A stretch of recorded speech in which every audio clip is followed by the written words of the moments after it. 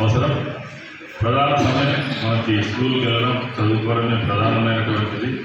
మన తర్వాతనే గేమ్స్ లేకపోతే ఆర్ట్స్ ఇవన్నీ కూడా విద్యార్థులకి ఎస్పెషల్లీ చెస్ ద్వారా తప్పనిసరిగా వాళ్ళకి అనేక రకాలైన ఉపయోగాలు ఉన్నాయి. ప్రైజులు రావచ్చు, రాకపోవచ్చు, సెలెక్ట్ కావచ్చు, కాకపోవచ్చు.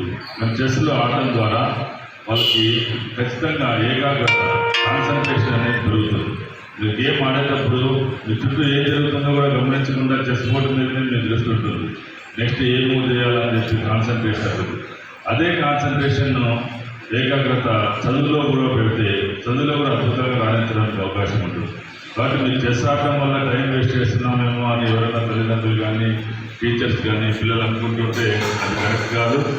తప్పనిసరిగా గేమ్స్ ఆడటం వల్ల ఏకాగ్రత పెరగడమే కాకుండా మానసిక వికాసం, మేధో వికాసం జరుగుతుంది. మనలో ఆలోచన శక్తి పెరుగుతుంది. మనం ఆలోచించకుండా గేమ్లో మూవ్స్ అయ్యి ఆలోచిస్తాం. అంటే మెదడుకు పదులు పెడతాం. ఏదైనా స్థానం పెడితేనే మామూలు రాయి కూడా వజ్రం అవుతుంది. అదేవిధంగా మన మెదడు కూడా